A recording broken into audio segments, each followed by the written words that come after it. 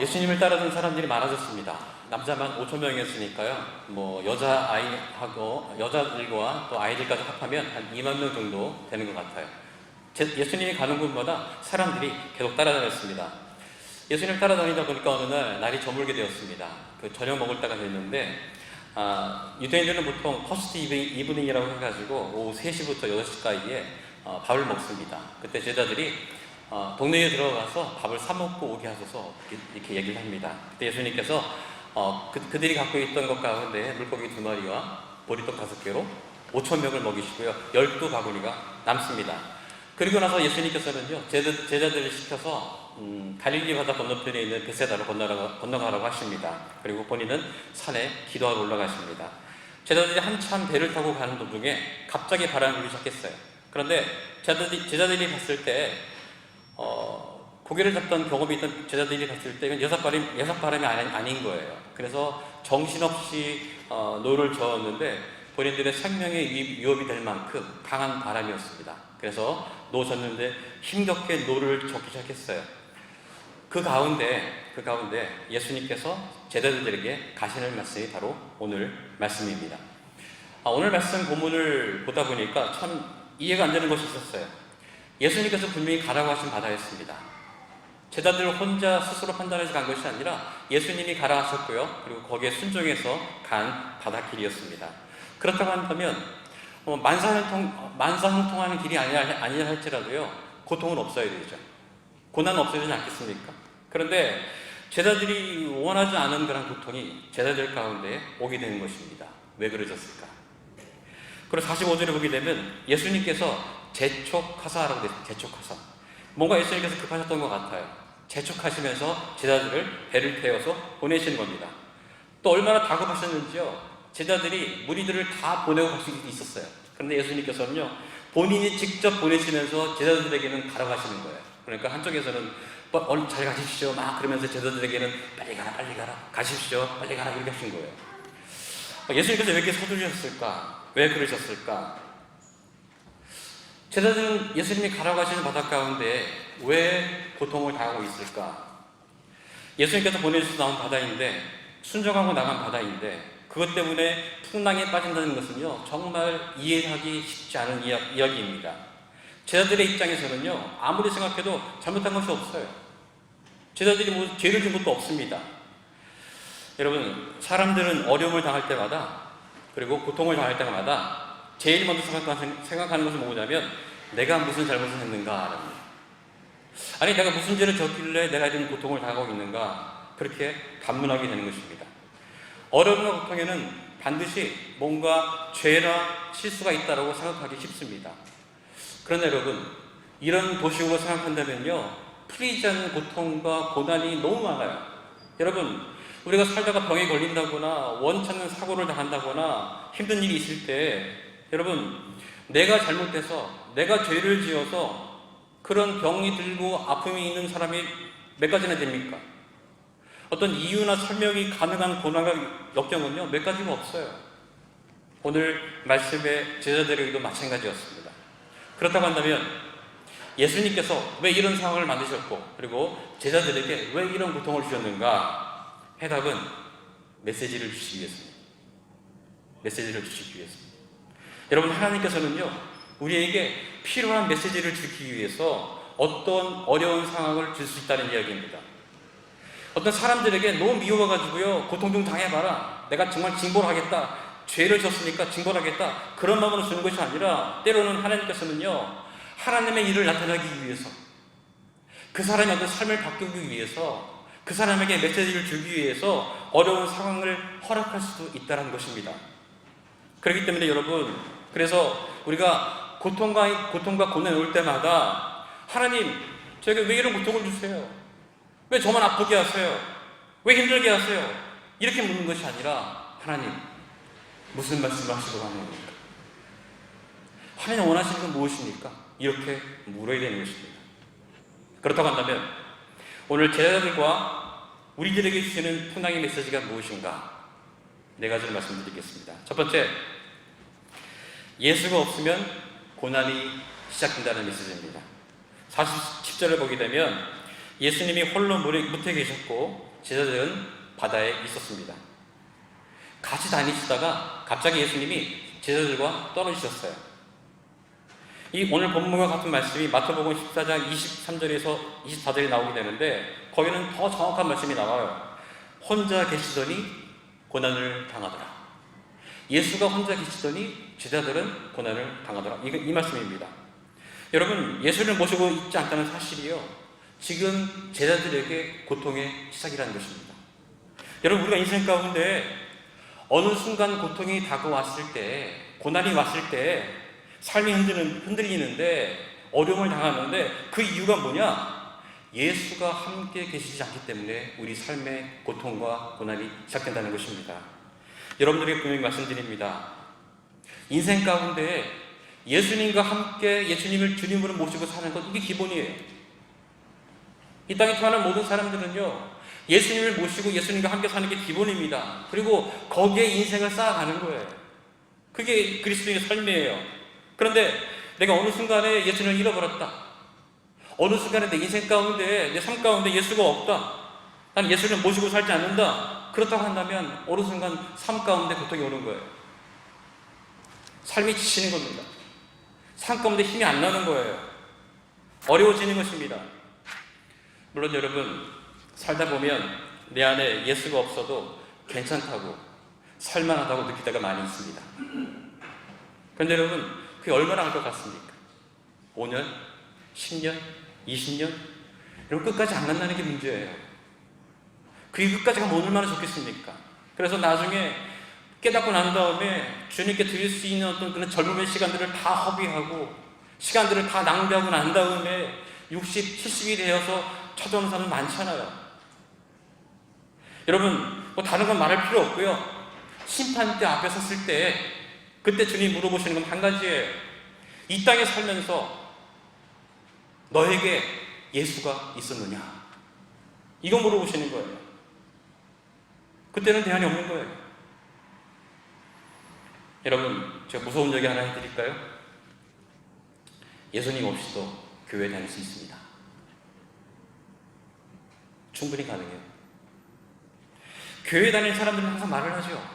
예수님과 함께 동행합니다. 예수님 내 안에 있어 얘기합니다. 우리 가족들은 다 교회 다니고요. 우리 부모님들은 다 장로님, 목사님, 권사님이시고요. 많은 일을 했어요. 예배도 매주 드리죠. 헌금도 드리죠. 기도도 많이 합니다. 그런데 그런 교회 활동 말고요, 그 사람들의 삶에서 추구하는 어떤 목적이나 마음에 품고 있는 어떤 욕심이나 남들 몰래 지는 어떤 죄들이, 그리고 그 사람들의 어떤 삶의 구체적이고 실제적인 삶들을 보면서 정말 묻고 싶은 말이 있어요.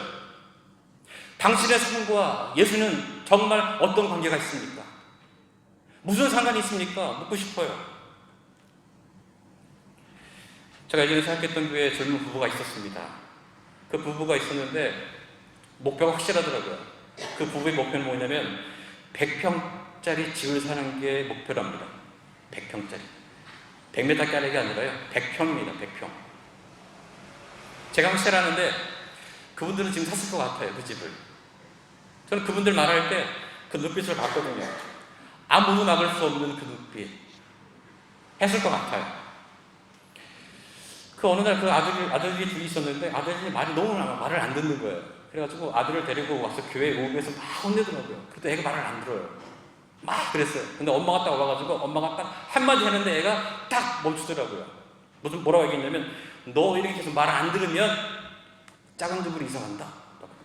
그 애가 막 하다가 차렷 하더라고요.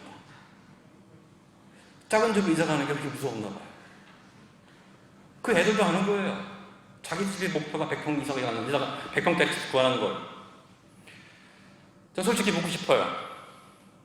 그렇게 100평짜리 집 사는 것과 예수님이 무슨 상관이 있습니까?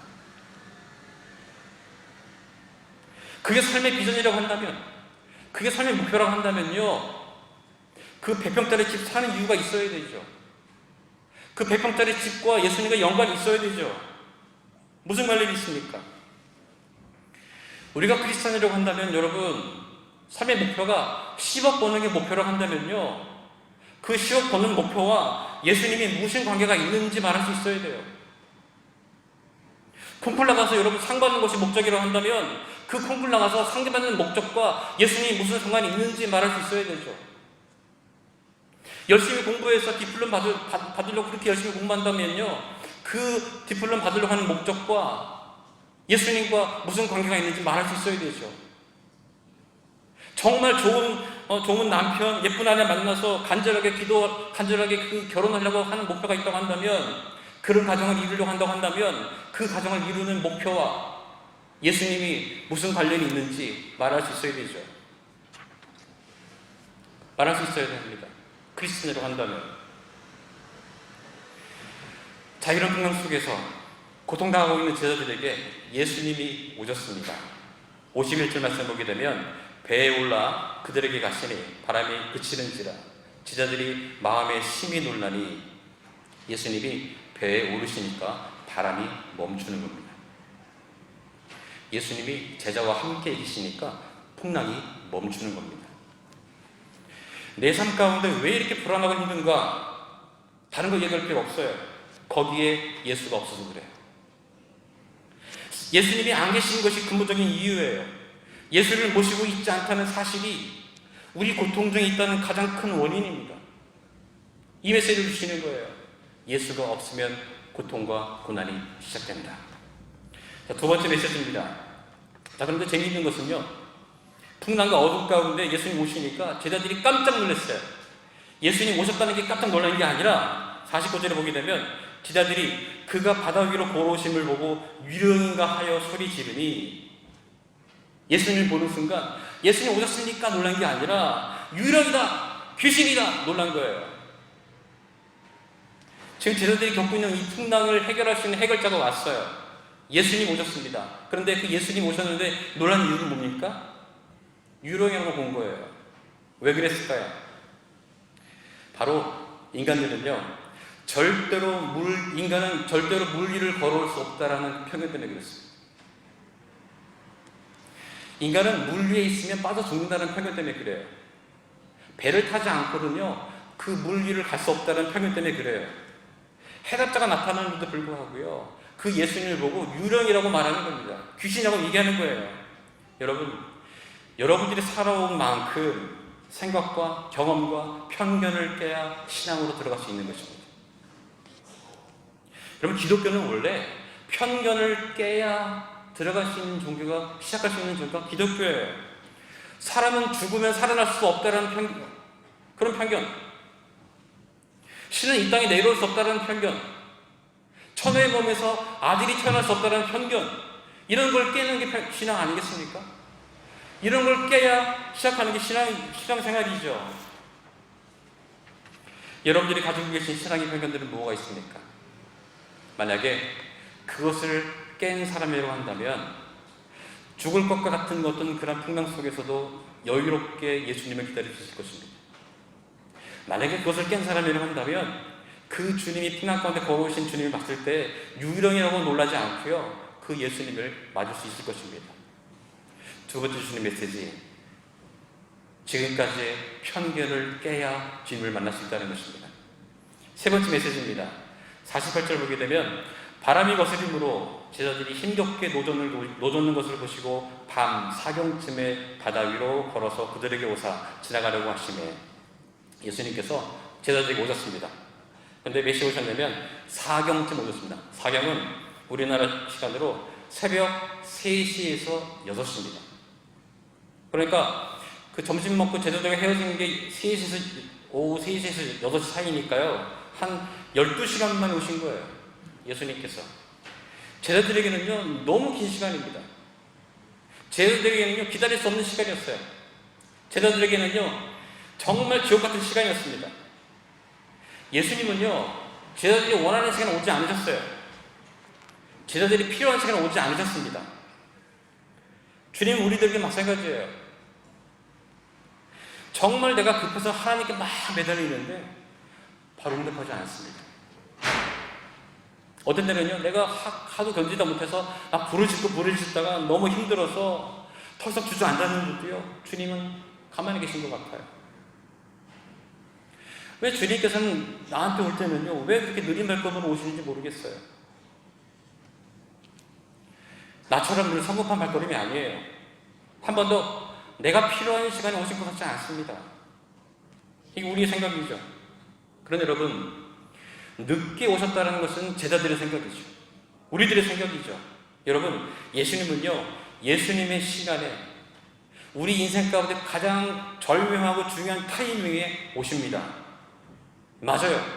제가 왜 이렇게 정확하게 말씀드리냐면요, 41절에 보게 되면 바람이 거스림으로 제자들이 힘겹게 노젓는 것을 보시고 밤 사경쯤에 바다 위로 걸어서 그들에게 오사 지나가려고 하심에, 여러분 성경에 보시게 되면 보시고 그 다음에 오사가 있습니다. 보시고 오사, 보시고 오사. 주님께서는요, 우리 인생을 보시고 오시기 때문에 늦게 오시지 않습니다. 딴 것 하다가 타이밍 놓쳐가지고 늦게 오셔가지고 미안하다 내가 좀 딴짓 하다 늦게 왔다 이런 거 아니란 얘기예요. 우리를 보시고요, 정확한 타이밍에 정확하게 오시는 분이 주님이십니다. 세 번째 메시지, 주님은 우리를 보시고 오십니다. 우리 아이들을 키우다 보면 이런 경우 많이 합니다. 아이들이 어릴 때 아이들이 다치는 것은요, 부모님들의 책임이에요. 그래서 아이들이 뭐 기어다닐 때라는 거, 걸어다닐 때, 뛰어다닐 때, 그때 보게 되면 그 부모님들은요, 눈에서 아이들을 떼지 않습니다. 계속 보는 거예요. 그래서 걸음마를 처음 배우는 애들은요, 막 걸어갈 때 그걸 보다가 뒤에 따라가면서 보다가 저기 뭐 돌뿌리가 있으면요, 그 걸릴 때쯤 해가지고 아이가 돌뿌리에 딱 걸렸을 때 넘어지기 전에 아이를 딱 잡아줘요. 정말 그 센스 있는 아빠는요, 아이가 딱 걸려가지고 무릎이 땅에 닿기 전에 딱 잡아줍니다. 아이들이 철봉에 막 매달려요. 이렇게 매달려 있습니다. 매달려가지고 막 아빠 나 잘하죠 막 이럴 때 그 부모님들이 아이가 딱 손을 딱 떨어질 때 가서 딱 잡아줍니다. 근데 정말 센스 있는 아빠들은요, 손을 딱 떼가지고요, 뚝 떨어지면서 중력을 느끼기 전에 딱 잡아주는 거예요. 이게 정말 센스 있는 아빠죠. 왜 그렇게 합니까? 왜 그럴까요? 눈을 떼지 않고 보기 때문에 그렇죠. 눈을 떼고 보지 않게. 제 아이를 키울 때요, 아이들은요, 저희 아이가 처음에 기어다닐 때 침대에 올려놓으면요, 아이들이 신난다고 막 기어다녀요. 그러면 아기 때는 왜 그런지 모르겠지만 우회전 좌회전 없더라고요. 무조건 직진이더라고요. 가만 놔두면 그럼 침대에서 떨어지더라고요. 그래서 가만히 지켜보다가 뭐 움직이고 싶으니까 어떻게 묶어놓을 수 없으니까요, 놓으면 막 기어가다가 그 끝에 가서 떨어질 때쯤 딱 잡아가지고 방향을 틀어줘야 돼요. 그러면 이제 그쪽으로 막 기어가가지고 또 그 모서리에 갈 때쯤 또 방향을 딱 틀어줘야 돼요. 예. 그런데 제가 한 번은 이렇게, 한 번 아니 몇 번 그랬습니다. 이렇게 이게 보다가 딴 거 보는 사이에 얘가 떨어졌는데 쿵 소리가 나는 거예요. 쿵 소리가, 머리를 떠주면 쿵 소리가 나는 거죠. 저도 놀래가지고 달려가면 이렇게 떨어져 있더라고요. 이 걸음마일 때도 마찬가지예요. 저희 아이가 이제 막 이렇게 기어다니다가 뭔가를 막 잡고 일어설 때예요. 그래서 저희 집에 이제 침대가 있었고요. 그리고 앞에 TV 다이가 뭐죠? 이게 하여튼 스탠드 같은 게 있었고요. TV가 올라 있었는데요. 그 방이 좁으니까 그 사이가 한 50cm 정도 됐어요. 근데 침대와 그 TV 사이에 딱 서가지고 딱 일어서가지고 TV를 딱 잡아가지고 딱 내렸는데 TV가 42인치 브라운관 TV였거든요. 그걸 잡는 순간 무게중심 앞에 있으니까 애 앞으로 확 넘어지더라고요. 제가 멀리 있었어요. 근데 TV가 딱 떨어지고 애가 밑에 딱 깔리더라고요. 딱 달려갔는데 정말 다행인 것은 그 침대가 앞에 있으니까요, 그 선반과 그 침대 사이에 TV가 딱 걸려가지고 애가 밑에 깔려 있는 거예요. 이렇게. 그래도 살았어요, 저희 아이가. 제가 실수했죠. 제가 잘 못 봤으니까 그렇게 된 거죠. 그냥 만약에 그때 아이가 말을 못해서 다행이죠. 만약에 말을 했었으면 입이 있을 것 같아요. 아빠 왜 이제 왔어? 아빠 그렇게밖에 못 봐? 예? 아빠는 맨날 내 생각보다 늦게 와. 이러지 않겠습니까? 아빠 왜 맨날 실수해? 이러지 않겠어요? 아기가 말할 수 없다는 게 얼마나 감사한지요, 그때는. 그럼 인간이 이렇게 실수합니다. 인간이 이렇게 실수하는 거예요. 완벽하게 아기를 볼 수가 없어요. 그러나 여러분, 우리 주님은요, 실수하지 않으세요. 믿으십니까? 하나님께서는요, 한 번도 우리를 눈을 떼지 않으십니다. 그리고 아주 눈을 보시다가 절묘하고 절박한 타이밍 가운데 우리 가운데 오시는 겁니다. 우리가 인생을 살면서 은혜를 많은 체험을 합니다. 깜짝깜짝 놀래요. 아니 하나님, 어떻게 그렇게 정확한 날짜에 오십니까? 아니 하나님, 어떻게 그렇게 시간까지도 정확하게 해주십니까? 깜짝깜짝 놀래요. 아니 어떻게 그렇게 정확한 타이밍 가운데 오십니까? 왜? 보시고 오시니까. 보시고 오시니까. 여러분이 지금 인생에서 제일 힘든 시기로 생각된다 할지라도요, 주님은 여러분을 보고 계십니다. 해결하고 풀리지 않는 문제가 있다 할지라도요, 주님은 여러분을 보고 계시는 거예요. 감당할 수 없는 풍랑이 온다 할지라도요, 주님은요, 여러분을 보고 계시는 거예요. 세 번째 메시지, 풍랑 가운데 있다 할지라도 주님은 우리를 보시고 오십니다. 네 번째 우리에게 준 메시지는 52절입니다. 이는 그들이 그 떡 떼시던 일을 깨닫지 못하고 도리어 그 마음이 둔하여졌습니다. 이는 그러므로 이야기죠. 왜 이렇게 됐느냐? 제자들이 왜 이렇게 됐느냐? 그 마음이 둔하여졌습니다. 제자들은 그 초저녁에 5,000명을 먹이신 걸 봤어요. 그런 큰 기적을 하신다는 걸 봤습니다. 그런데 몇 시간이 지나고 난 다음에 풍랑이 일어나니까요, 그걸 기억하지 못하는 거예요. 여러분, 이게 단순히 기억력이 나빠서? 믿음이 부족해서? 여러분, 그 정도가 아니에요. 예수님과 몇 년 동안 따라다녔는데요, 예수님이 하신 기적을 몇 번이나 봤는데요, 죽은 야이로의 딸을 살렸죠. 귀신 들린 자를 쫓아냈죠. 더군다나 마가복음 4장에 보게 되면요, 갈릴리 바다에서 물을 잔잔하게 만드시는 것을 봤다고요. 여러분, 이거 기억력이 나쁜 게 아니에요. 여러분, 이거는요, 영적으로 둔해진 거예요. 영적 둔함입니다. 영적 둔함. 네 번째 메시지는 이겁니다. 영적 둔함에서 깨어나라. 여러분, 영적으로 둔하니까 예수님이 안 계시는데도 모르는 거예요.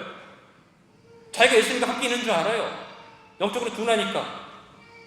영적이 둔하니까요, 영적으로 둔하니까 편견이 생기는 거예요. 영적으로 둔하니까요, 예수님이 여전히 보고 계시는데도 자기가 혼자 있다고 생각하는 거 아니겠습니까? 그걸 깨닫지 못하는 것입니다. 여러분, 영적 둔함은요, 그래서 무서운 거예요. 영적 둔함은요, 내가 메말랐다는 걸 몰라요. 영적 둔함은요, 영이 죽어가는 걸 모릅니다. 삶이 죽어가는 걸 모르는 게 영적 둔함이에요. 정말 무서운 거예요. 시베리아 원주민들이 그 늑대를 잡는 방법이 있다고 합니다. 칼을 가지고 와가지고요, 칼 양 끝에 날을 정말 아주 날카롭게 잘 갈아요.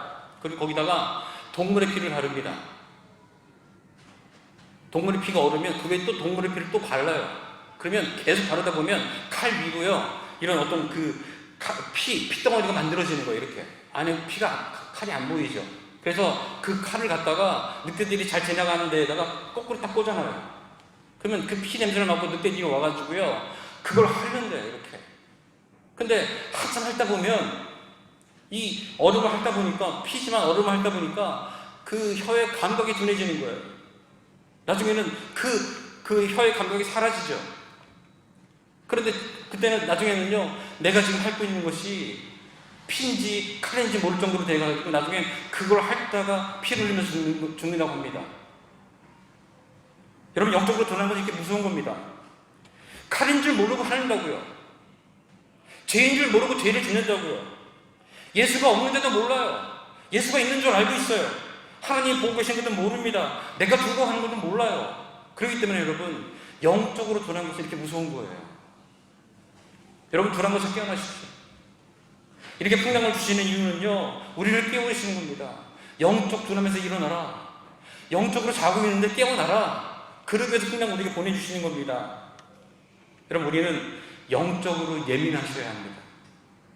영적으로 예민해야 살 수 있어요. 그렇다고 한다면 영적 예민함이란 무엇이냐? 다음에 하도록 하겠습니다. 시간이 없습니다. 너무 좋아하시네요. 네 번째 주시는 메시지, 영적 둔함에서 깨어나십시오. 자, 그런데 그런 풍랑 때문에 난리가 나고 아수라장인 어떤 그런 상황 가운데 그 모든 것을 뚫고 들려오는 음성이 있었습니다. 내니 두려워 말라. 이 갈릴리 바다 한가운데서요, 바람이 막 불고 배가 막 흔들리고요, 제자들이 막 소리 지르고 막 노를 막 짓고 있는 상황입니다. 그때 예수님이 나타나셔가지고 말씀하셨어요. 그런데 안 들린다고 막 소리 지르지 않으셨을 것 같아요. 아주 나지막한 소리로, 아주 고요한 소리로, 내니 두려워 말라. 제가 좀 전에 영적 예민함을 얘기했습니다. 여러분, 하나만 말씀드린다고 한다면요, 고난 속에서 아주 아수라장에 대한 인생 가운데, 난리 나고 깨어진 인생 가운데 주님의 메시지를 들을 수 있는 게 영적 예민함이에요. 영적 예민함. 마지막으로 말씀을 준비하면서 이 풍랑을 계속 묵상하다 보니까요, 풍랑의 의미가 달라졌습니다. 저는 풍랑하면요, 스트레스였어요. 풍랑. 전에는요, 풍랑하면요, 피하고 싶은 게 풍랑이에요. 전에는요, 이 풍랑이라고 한다면요, 그 생각도 하기 싫은 게 풍랑이었어요. 그런데 다시 한번 생각해 보니까, 오늘 말씀을 보니까 풍랑은 하나님의 은혜였습니다. 풍랑은 하나님의 사랑이었습니다. 여러분들이 영적으로 변해졌을 때, 여러분들이 예수님 없이 살고 있을 때 하나님께서는 분명히 풍랑을 보내실 겁니다. 때로는 감당할 수 있을 만큼의 작은 풍랑을 보낼 수도 있어요. 때로는 내가 감당할 수 없을 만큼의 큰 풍랑을 보낼 수도 있어요. 그때 생각하셔야 돼요. 나더러 깨어나라고 보내신 것이구나. 그때 깨달으셔야 돼요. 그때는 깨어나야 합니다. 그때는 일어나야 돼요. 그때 물어야 돼요. 주님, 무슨 말씀 하시려고 하십니까? 어떤 메시지를 주시려고 풍랑을 보내십니까? 그리고 음성을 들어야 합니다. 내니 두려워 말라. 하나님이 주신 풍랑이 삶 속에서 끊어지지 않고 지금도 오고 있다는 것이 얼마나 큰 은혜인지요. 여러분의 삶에 풍랑이 있음에 감사할 수 있는 믿음을 가지시기를 축원하겠습니다. 하나님, 우리에게 주어진 풍랑 가운데 불평하지 않게 도와주시고 하나님의 메시지에 귀를 기울이며 하나님께 나아가는 그런 성도들이 될 수 있도록 도와주시옵소서. 예수님의 이름으로 기도합니다. 아멘.